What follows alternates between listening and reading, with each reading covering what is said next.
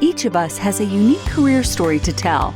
For some, these fly high like rocket launches. For others, they're more like the game of chutes and ladders, with advances and setbacks along the way. Either way, we learn countless lessons from these experiences. And that's what we put into the spotlight here at Career Sessions Career Lessons. Join discussions featuring a variety of guests sharing their stories of ups and downs, as well as the secrets of their success and what drives them to continue moving forward. We break down the tools and resources that will help you establish your dream career and realize your professional goals.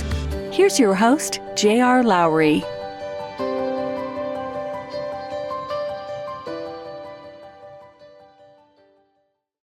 I'm Junior Lowery, and this is Career Sessions Career Lessons, which is brought to you by Pathwise.io. Pathwise is dedicated to helping you be the best professional you can be, providing a mix of career and leadership coaching, courses, content, and community.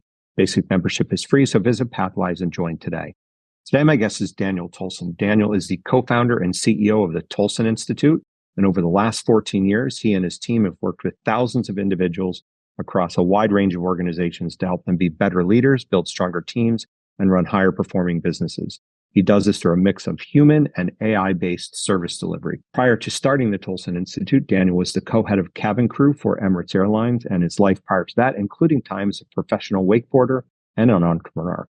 In our discussion, we're going to be covering Daniel's business, his Mind Report tool, which we'll cover in detail, including my own results, which I have not seen, and some key lessons for leaders and his career journey to date. Daniel, welcome, and thank you for being on the show with me today. It's a pleasure. Nice to be joining you in London, England. Yeah, you're probably experiencing better weather, though, there in Taiwan than I am here in London. Well, I think the British get it stirred, we get it shaken with all of our earthquakes. Fair enough. All right, so tell us about the Tolson Institute and the work that you do. Well, we're in the business of helping people become better leaders. And when I meet business people, they always want the same three things. They want more influence, they want to have a bigger impact, and they want to increase their income. And so they're the three things that we help our clients with. We help them catapult their influence. They want to learn how to speak with clarity. So many leaders say we speak, but people just aren't listening. So one of the 8 core competencies of leadership is communication. Secondly, they want to accelerate their impact. And I think of a lot of us who have already been working for 20 years, we don't want to wait another 20 years for the gold watch. We want it now. So we show them how to achieve their goals faster.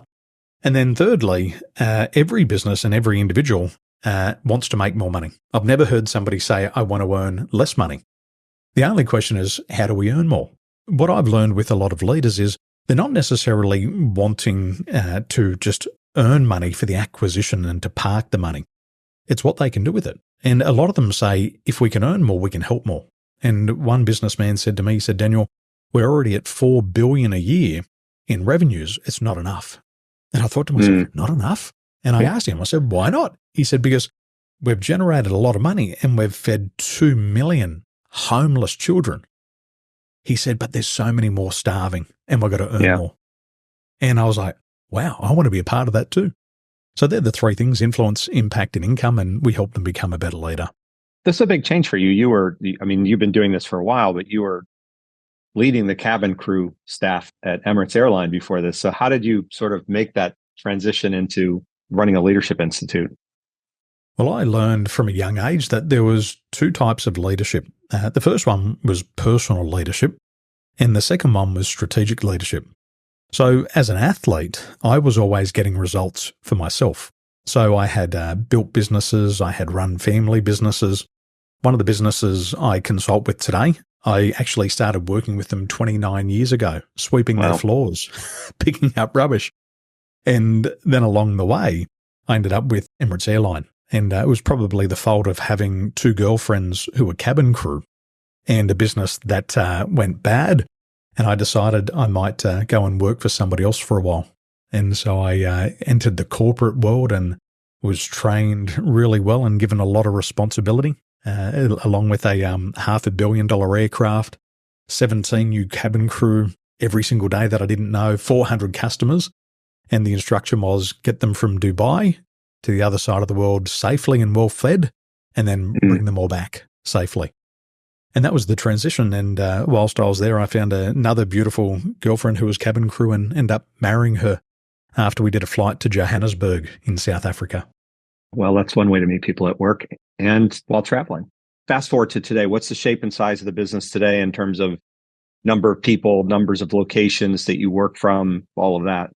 Coming through COVID, we had to really change our business. I was operating a physical business and I'd travel from Taiwan to Sydney to Dubai to London to operate.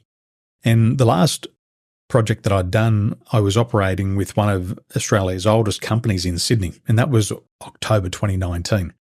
I flew back to Taiwan, did one more event in Malaysia for 400 business people, and then I got back on the flight to Taiwan and got through customs an hour before they shut down the border. And once they shut down the border, I had to transition and totally change my business.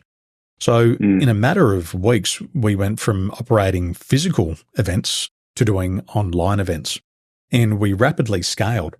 So today we have a team of 4 people who work with us. We've served more than 25,000 people through our live events, and we've got partnerships with hospitals, other training companies, and other trainers around the world. Some of my companies that I deal with are up to 500 employees with revenues in excess of $200 million. We have other startups who have 17 people and are funded by family offices. So it's an interesting mix of people. But the one thing in common is that we always start with the leader. And it was in 2014, a leader come along and said to me, he said, "Daniel, I realised that the business can't grow past me." And he said, "I've got to get out of some of my bad habits. I've got to get out of my dead-end situations." And so I started coaching with him, and his business was at 45 million per year in turnover. Within a couple of years, he took that business to 90 million, and then he took it to 120 million. And after he had the coaching, he said, "I want coaching for all of my other leaders." And so we start at the top, and then we work our way down through the hierarchy. And that's what the leaders want from us. So today we've just launched our technology in the biggest hospital in our district here, which is really exciting. That's awesome. And apart from the Mind Report that we're going to get to in a minute and some of the other technology that you offer in the coaching, what are the other services that you offer to people to help them with impact, influence, and income? 2 services. Number 1, become a better leader. And so that's where a lot of my focus is. And then secondly, it's about better health. So that's what we focus on, 2 main offers, and it all starts with AI technology and then branches out from there. Let's talk more about the AI technology. So fill us in on that. Have you ever had a phone call from your mum or one of your friends and they say hello, and in a split second you already know that something's wrong? Right. Well, we all have this uncanny ability to hear the tone difference in people's voices. And all of us know when somebody's excited. All of us know when somebody is sick. And today, thanks to technology, we've been able to create a system that analyzes people's vocal frequency. So what has been in development for about 40 years now is the ability to measure people's brainwave frequencies. And thanks to enhancements in vocal biomarker technology, we've been able to move away from the old system of measuring people's brainwave frequencies by putting electrodes on their heads to be able to do it through the voice. And in a 90-second voice recording, we can identify people's mental and emotional health. We can also identify up to 6,000 internationally diagnosable diseases. And some of the biggest corporations in Australia are now implementing this vocal biomarker technology to be able to identify patterns of stress and mental illness within their workforce. There's companies in America, big insurance companies, healthcare providers, that after you speak to them on the telephone for as little as 4 to 7 seconds, they can measure the level of stress and tension in your body. So these technologies since 2020 have started to roll out significantly across the world. And there's been a lot of help with big companies like Amazon Web Services. For people who are familiar with iPhone, you have Siri, and all you've got to say is, "Hey Siri." With Alexa, all you've got to say is, "Alexa." And within that 4 seconds, those technologies can predict your voice. How did you come to be familiar with this technology, and how did you come to start using it? In 2016, I met a workplace psychologist. She was one of the top psychologists in America.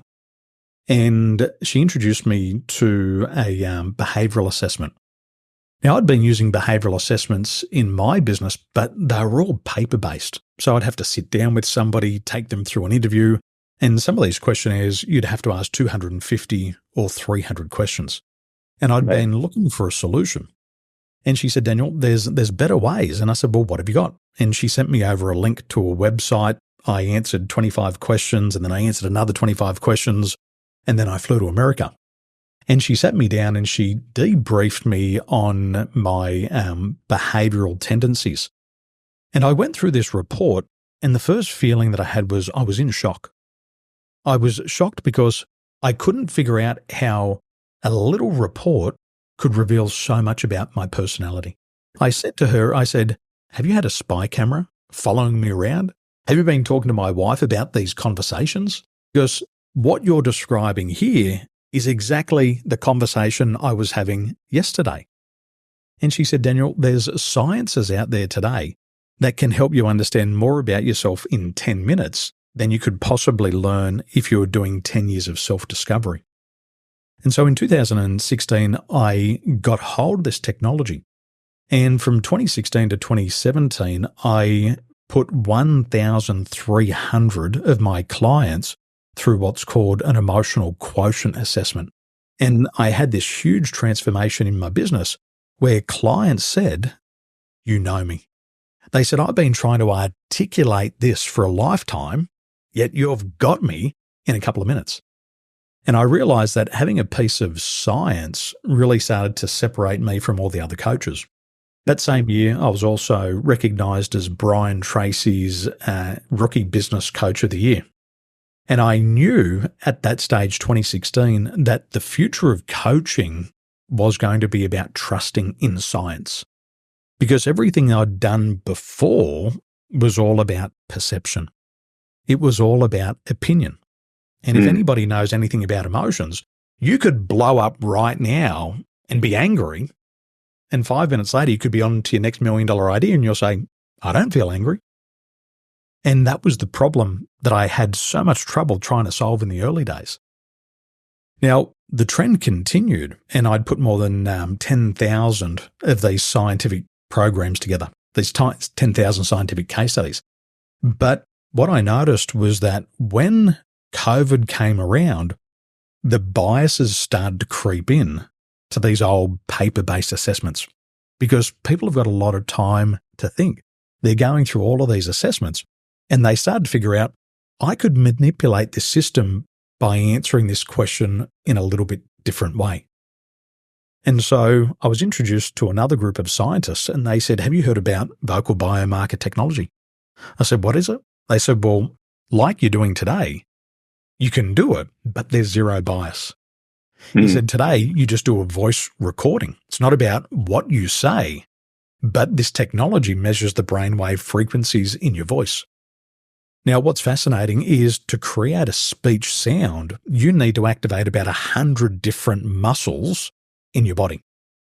You've got to activate all of your brain, your vagus nerve, the spinal cord gets activated, the lungs get activated.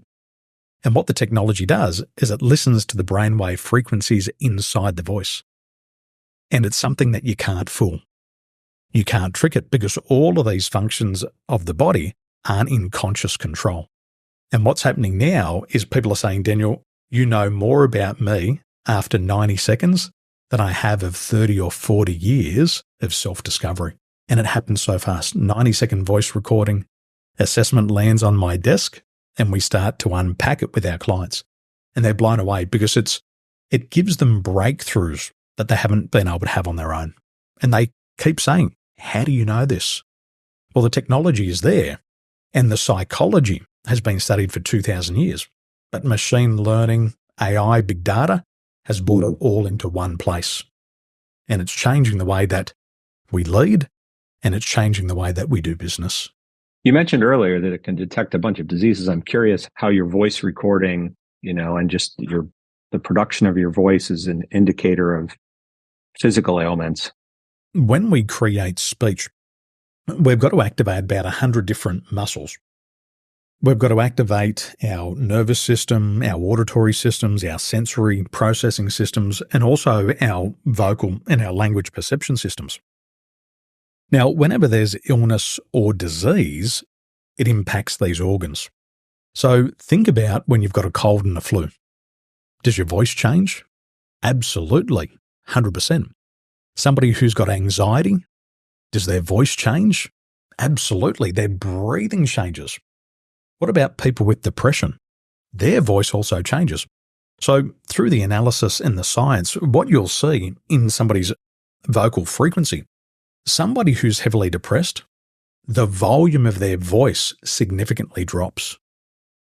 The energy in the voice drops, the smoothness in the voice changes, and then they start to have big gaps between their words.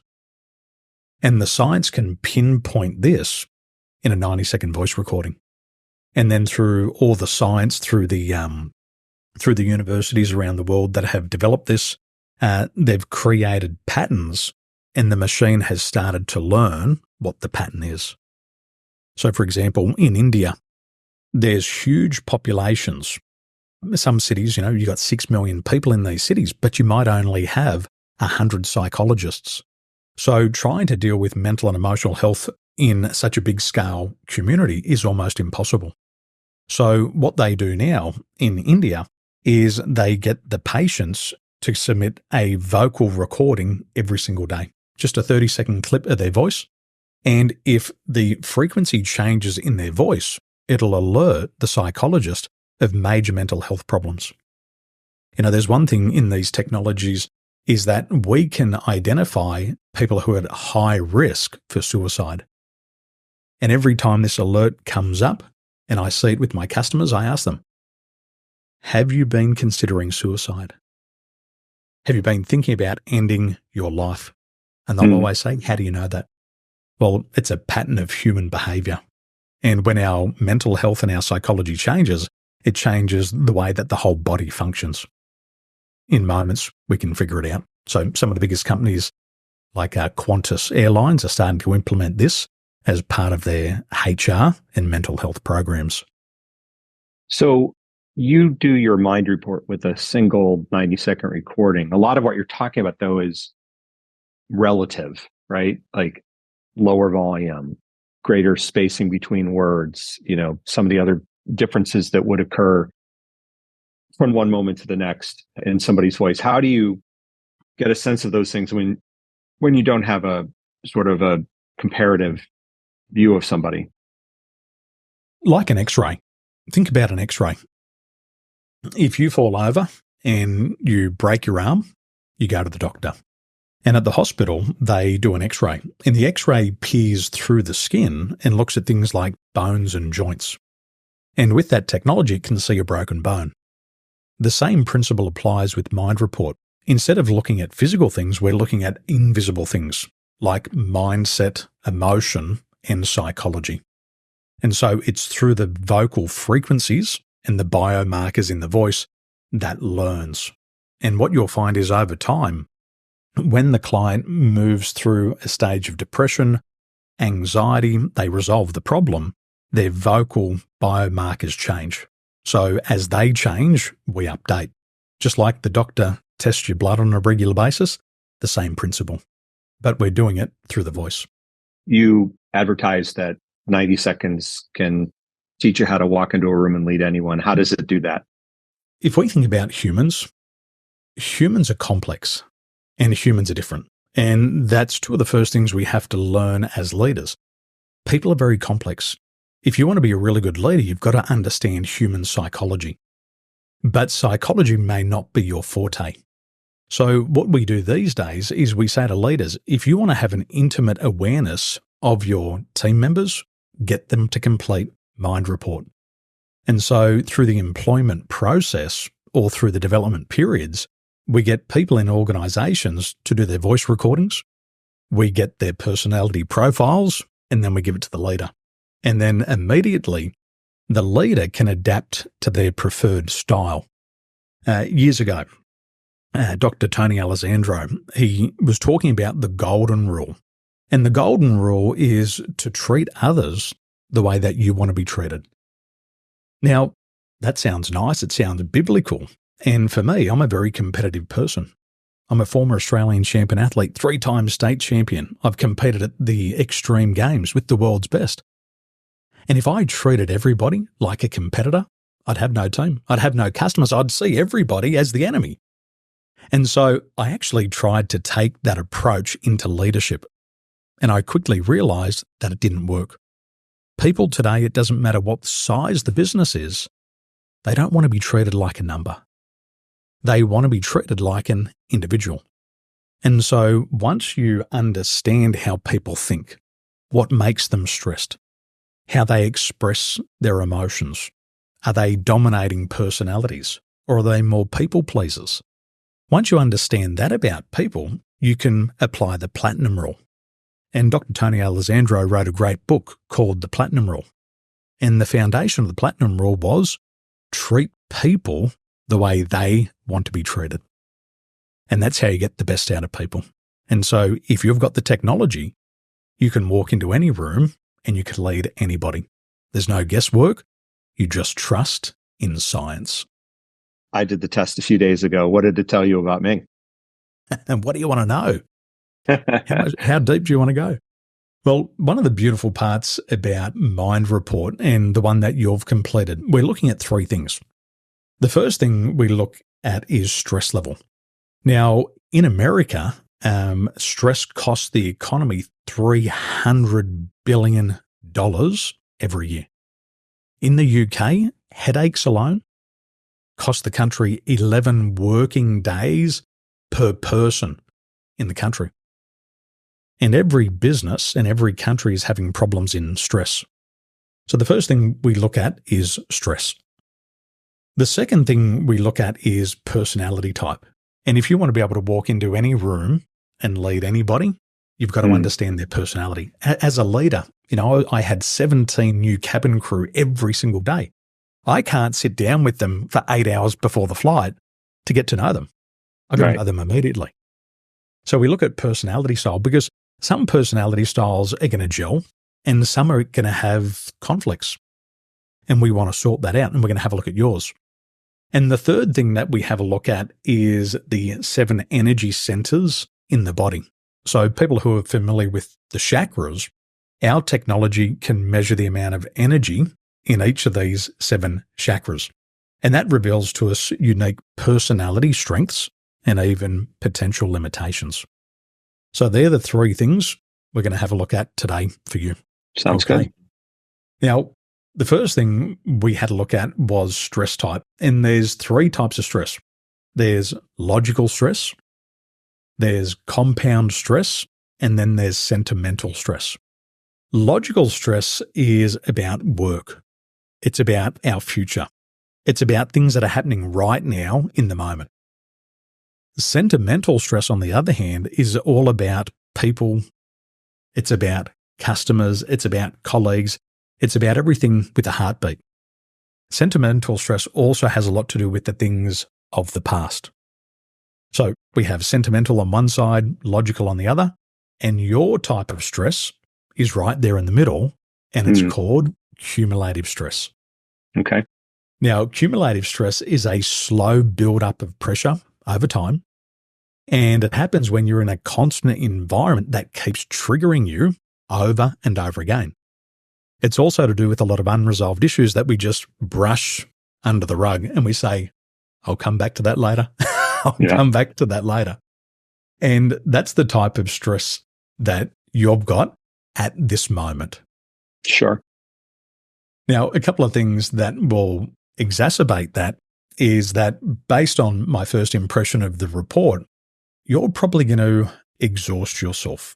You're probably going to put standards on yourself that you wouldn't put on anybody else. And you've got a pressure to perform. And so for you, even if you did something at 110%, it probably wasn't good enough. And so a lot of your pressure comes from you applying unrealistic standards on yourself. Yeah. How do I know that? I know it because when you sent an email to me in the past 24 hours, you sent me a beautiful 2-page document that prepared me for the podcast. This is the podcast. This is how I'll introduce you. These are all the 30 questions that we want to cover. And this is how I'm going to wrap up the podcast. And that's the type of thing that people with your style of stress will do. How do I know that? You and I have got the same type of stress. Based on that insight, what connections do you make knowing yourself better than anybody else? We've only just met. Can you see the connection there? Yep. Yeah, I understand that. So that's stress. The second part of the report is personality types. Now, what we're having a look here is we're looking at a science called Enneagram. Are you familiar with Enneagram? Yes. Okay, good. Now, you and I have the same Enneagram style. It's called Type 6. It's the Guardian. And there's other famous people who have the Guardian personality type. Prince Harry, not too far from where you live, Marilyn Monroe, and also Julia Roberts. And so when we're talking about walking into any room and leading anybody, if we understand these qualities and characteristics of people, we can then adapt, adjust, and respond to them and give them an individual leadership style. So a couple of the things that I'll tell you about yourself, and you can confirm or reject, feel free to reject, if these don't sound like you. For you, some of your key traits is reliability and being trustworthy. You're always well prepared, and I'm sure you've had a lot of challenges throughout your life and you just persevere because once you commit, you're all in. Perseverance is certainly a word I would use to describe myself. Yeah. And one of the key traits of this style is preparedness. So as leaders, we're always looking for patterns. We say once is a once off, but twice is a pattern. And when I received that beautiful email from you, when I just before I went to bed last night, I could see this in you. I'm like, this guy's prepared. Because I've been on hundreds of podcasts. I've been on television. I've been on the radio. And I reckon about 1% of the population are actually that well prepared. And so when I see that, and then I see your qualities and characteristics here, it starts to match up. Right. A lot of people ask the question, well, where did this personality trait come from? How did I develop these personality traits? One of the key things that really stands out for this style, Type 6, is that when we grew up in environments where there was severe punishment for making a mistake. So when I grew up, I had to learn to play the guitar, but I was tone deaf. I was visually impaired, and my mum would say, perfect practice makes perfect. And my music teacher would yell and scream if I made a mistake. And what I realized was that if I made a mistake, you got punished. I also had linear sequential learning disability, and my teachers were ever freeing my mum and dad. Mr. and Mrs. Tolson, your son doesn't pay attention. Out of the class, stand up. I was made a fool of. And so what I realized that was making a mistake was painful. And that's how we developed this style. So what about you? Did you get punished for making mistakes? Not as a kid growing up. I mean, I would say my dad, he's a tough judge of things, but not punishment. When I got punished, I deserved it. So I wouldn't say that I grew up in an environment where there was a lot of punishment. I would say that we were held to a high standard, and I'm the oldest. I probably felt that more than my siblings did, although my sister would probably be disagreeing with me if she were listening to this. So, we probably all felt it to a degree. The guardians and the expectations, what happens is the expectations that are set are often unrealistic. And so this benchmark has been set and there's a lot of pressure to perform. Now, in a lot of ways, that can be a good thing. But in a lot of ways, it becomes unhealthy because we end up trying to live up to unrealistic expectations. And that becomes with exhaustion. One of the things that I've seen with this personality style is in Australia, we have a saying, P's equal degrees. If the pass mark is 60, you get the exact same certificate as everybody else. But the Guardians say, I can't accept 60%. Even 110% is too low. And they'll exhaust themselves. And when they go beyond, they still have a feeling of unfulfilled expectations. I should have got 150%, but I only got 130. And they get upset about the gap. And so the characteristic they develop is over-preparedness. I'm over-prepared. Are you familiar with Brian Tracy, a Canadian-American author? Absolutely. Brian Tracy, he's a perfectionist. And he said to me, Daniel, you've always got to be over-prepared. He said, if you need 10 hours of preparation, you better do 14. And if you've required 3 days of speaking, you better prepare for 3 months in advance. But it leads to a lot of success. So your style is the Guardian. Is that making sense so far? Yeah, it's interesting. We did a personality thing at work recently. It was, I think, something that came out of Princeton. There were 4 personality types in that one: Guardian, Driver, Integrator, and Pioneer. And I was in that survey right on the Guardian Driver border. And, to me, that made sense. I think the one thing, just reflecting on what you've just said, I don't have to be perfect at everything. I'm a admittedly mediocre athlete. I run distance, but I have no aspirations of being, anywhere in the top half of finishers.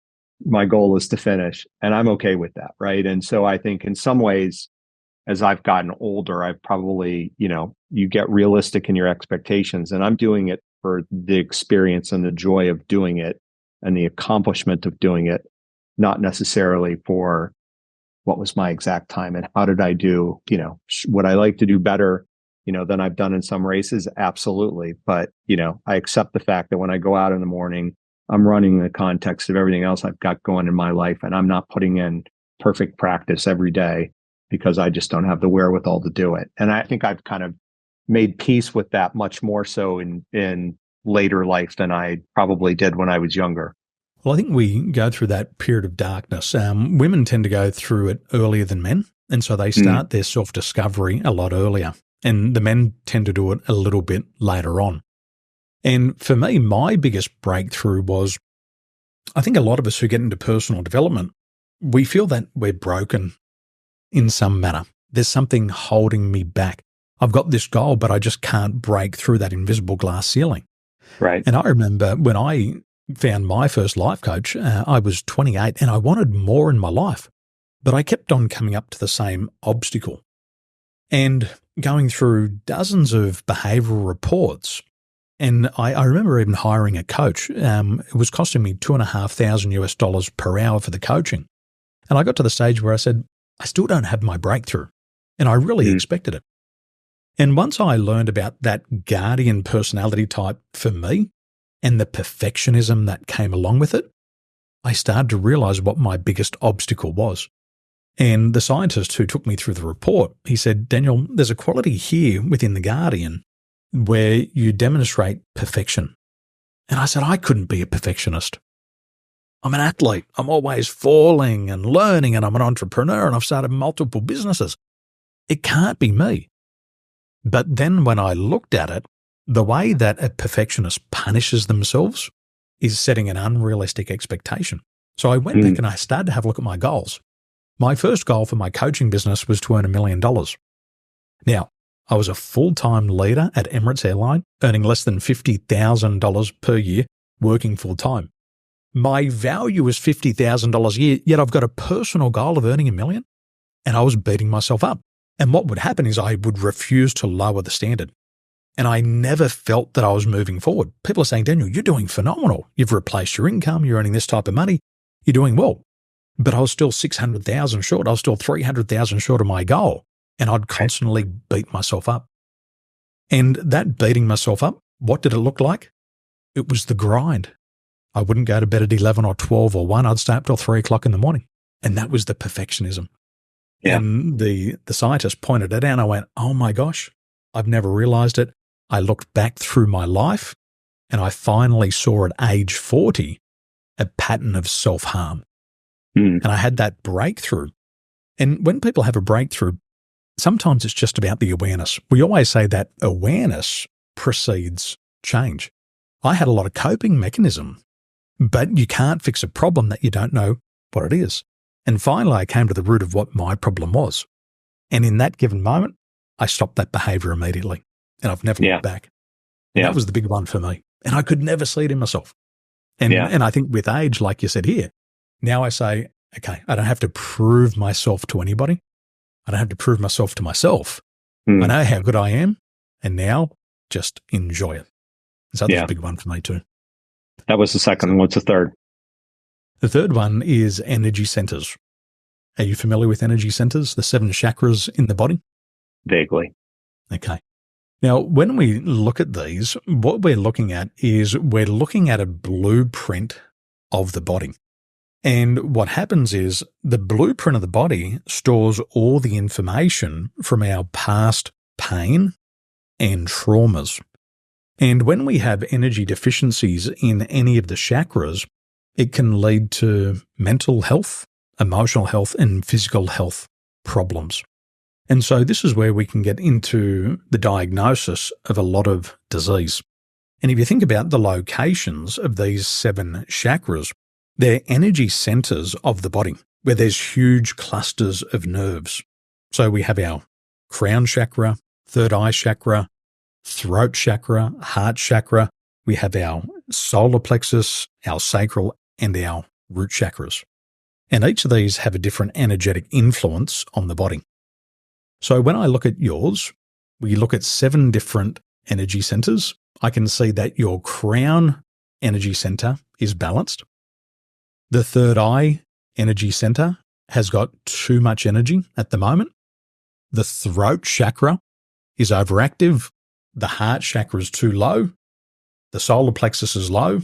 The sacral's low, but the root chakra is balanced. You've got 2 chakras that are balanced and 5 that need some attention. When it comes to the third eye chakra, with what you do right now, you completed this report 2 days ago. Recently, have you felt like you've had information overload? Oh, sure. Been having to do a lot of detailed work? Definitely. Any difficulties concentrating? No, not really difficulties concentrating that I can think of. So when we see the third eye chakra overactive, then we tend to be doing too much thinking. And it also interrupts the pineal gland inside of the brain. How's your sleep hygiene? What time do you go to bed? 10:30 each night. 10:30. Do you use your devices before you go to bed? Only to read. Only to read. So what happens with the third eye is if we're exposed to artificial blue light from our laptops, from our digital devices, from our computers, then it interrupts the release of serotonin and melatonin from the pineal gland and the pituitary gland. And that creates a form of insomnia. Because the brain doesn't think it's time to sleep, it releases more cortisol in the body. And it creates a discomfort inside the body and often leads to sleep difficulties. Have you ever measured your restorative sleep before? Not in a long time, actually. So that one's overactive there. The other one, which we'll take a look at, is the solar plexus. The solar plexus at the moment for you is underactive. And what it says here is that when the solar plexus is underactive, normally we lack a little bit of willpower. It's not discipline, but it's willpower. And how I describe that, when my solar plexus was low, one of my clients bought me a $400 bottle of whiskey, and I wasn't going to drink it.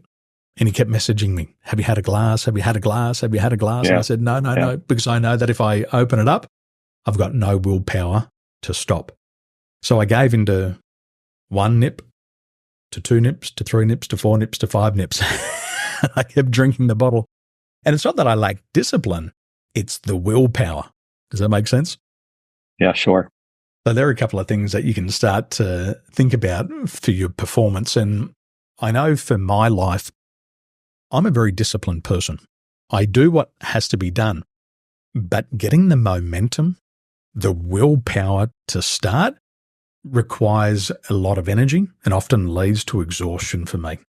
Where when we look at other people, and I think we can look at Donald Trump as an example of this, we can say he's got super willpower.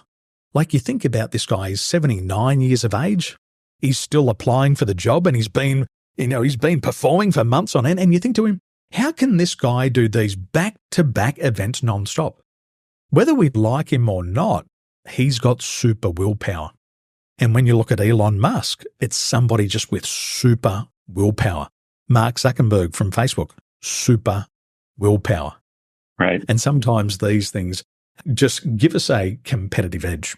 But the best part about that is that these things can be re-stimulated and we can get rebalanced. And once we rebalance the energy center in the body, then it releases more energy. And one of the big things I found after I went through frequency therapy was that my willingness started to rise.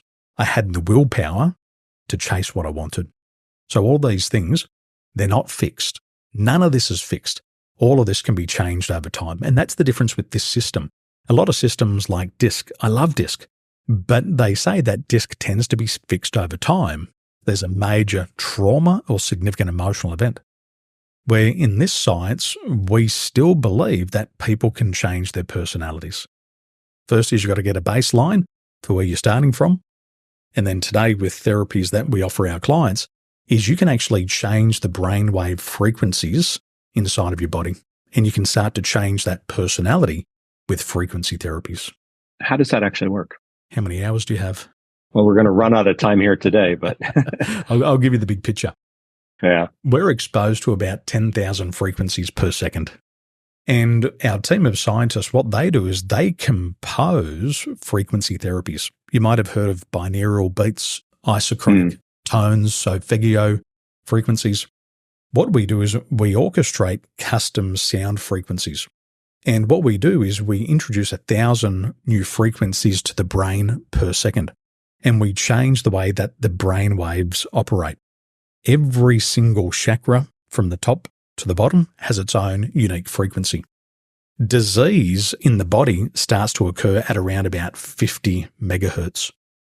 There was a gentleman by the name of Dr. Reich, and back in the 1920s, he had a 95% cure rate with frequency therapies for cancer back in 1920. And so we've come around and looped back around in history where now we're focusing on frequency therapies. But today, in as little as 15 minutes in the morning, you can listen to a composed sound frequency therapy and it'll change your brainwave frequencies. 98% increase in melatonin. It's proven to increase IQ. For people who've got an IQ of less than 100, you can get a 30-point increase in your IQ. So there's some phenomenal stuff that's happening. We have our children using frequency therapy. My father, who was constipated for 40 years, it's healed the bowel, and now he's going to the toilet on a very frequent basis. Rather than waking up 2 or 3 times per night to go to the toilet, he sleeps a whole night's sleep. So you can fix a lot of physiological problems that have their roots in emotions. And about 76% of physical problems actually start as emotional problems. And that's why we look at the energy centers and then we compose frequencies to heal the body. So clearly this is, something that sort of flies in the face of most of Western medicine. What's your take on that? Well, the way that we operate with the hospitals is we look at ourselves as complementary healthcare providers. And here in the Eastern world, Western and Eastern medicine go hand in hand. So I went and had an operation this morning. You can see it here. I went to surgery at 8 o'clock this morning and I've come back for the podcast. And in preparation, I used my sound frequency. That sounds like the perfectionist in you. I got to. I've made the commitment and they're very committed. I have my sound frequency therapy. And what sound frequency therapy does is it's been proven to reduce post-operation anxiety. So I know this. So I do my Eastern medicine, I do my sound frequency therapy, and then I go in and have the Western therapy. the Western operation. But unfortunately, in the operation, they're going to expose you to some pretty heavy types of local anesthetics. So now I continue to use the frequency therapy to harmonize the body. It might not be a big operation. It's very painful, but it creates a trauma. And having the sound frequency therapy, it removes that stress and tension from the body. And the latest research shows that people around the world, when it comes to creating a healthcare plan, they actually want to have a lot more input into their healthcare plan. And here in Taiwan, one of the hospitals we work with, they said 3 out of 4 people who are coming into this ward are coming because they've already had all the Western medication for depression, anxiety, and polarity responses that they say it doesn't work. Yes, it made me feel numb for a little while, but I still have all that negative self-talk in the brain. And so what they're wanting is a different approach. And with sound frequency therapy, it can actually remove these old limiting beliefs that are embedded into the energy field in the body. So a lot of those past pains that people have had, it heals those things as well. So working hand in hand, and we're seeing some phenomenal breakthroughs. Western medicine recently hadn't identified pharyngeal cancer in one of our clients. We got him to complete the mind report. Within 90 seconds, my team of doctors and scientists called me and said, we've got to bring this guy in. He's got pharyngeal cancer. It's gone down into his lungs. It's gone up into the base of his spine. Within 7 days, he was dead in the operating theatre. The doctors here brought him back to life 3 times. And it was because of this technology that they accelerated the process of getting him into the hospital. His throat had totally closed up, and the Western medicine couldn't identify it, but our technology had. So we've been able to save lives, and that gentleman became a very good friend of mine along the way. I'm going to run out of time, but let me ask you one last question. We didn't get to obviously whole parts of my long interview guide. Preparation was good. What's ahead for you with the business? We've just started to work with some big hospitals here in Taiwan, and we're going to have a big push in the healthcare space. I started an institute back in 2013 that was called the Daniel Tolson Institute of Complementary Therapy. And I believe that with the technology that we have today, the mind report, and also the sound frequency therapy, and what's happened 2 years after a major significant emotional event, 4 out of 5 people will suffer from a life-threatening illness. Now, there's an old saying that professional soldiers pray for peace, but they hope for war. And the only reason they hope for war is that they can show their country and their people what they're made of and what they've trained for. And what I've seen is since COVID, there's a huge influx of illness and disease around the world. And I believe with the convergence of COVID and these technologies, we're at a time where we can really help people heal. So that's going to be the future for us. Well, as I said, we didn't get to a lot of things that I had planned to cover today. Maybe we'll pick that up in a follow-on conversation, but it's surely been interesting. And I look forward to seeing, the more detailed report that you've produced from my 90-second narration the other day. Well, I'm going to send over your 8-page report, and there's another 25 pages that we can also look into. One of the things we look into is called an emotional life journey, and it measures our emotional frequency in the emotional states from the final trimester in our mother's womb all the way up to present time. And when people see that, they freak out. Fair enough. All right. Topic for another day. Thank you for doing this with me. Thanks, JR. Thank you. All right. Take care. I want to thank Daniel for joining me today. It was certainly an interesting conversation and very different from many of the ones that we've had. We talked about the Tolson Institute. We talked about how he is interestingly applying AI-based technology and voice footprints to help identify new ways to bring benefits to his clients. We did not get a chance to talk too much about his broader career journey, but we did talk a little bit about his time with Emirates. So if you'd like to work on your career journey, you can visit pathwise.io and become a member. Basic membership is free. You can also sign up on the website for the Pathwise newsletter and follow us on LinkedIn, Facebook, YouTube, Instagram, and TikTok. Thanks.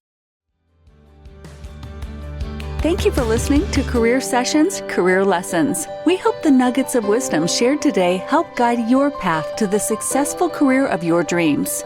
This podcast series is part of Pathwise.io, which is here to help you live the career you want. We provide a comprehensive mix of career and professional development events, insights, tools, and exercises backed by a group of leading coaches and other career management experts. If you aspire to something more or just something different in your career, join us at Pathwise.io. You can find us on LinkedIn, Facebook, and Twitter. See you again on the next episode.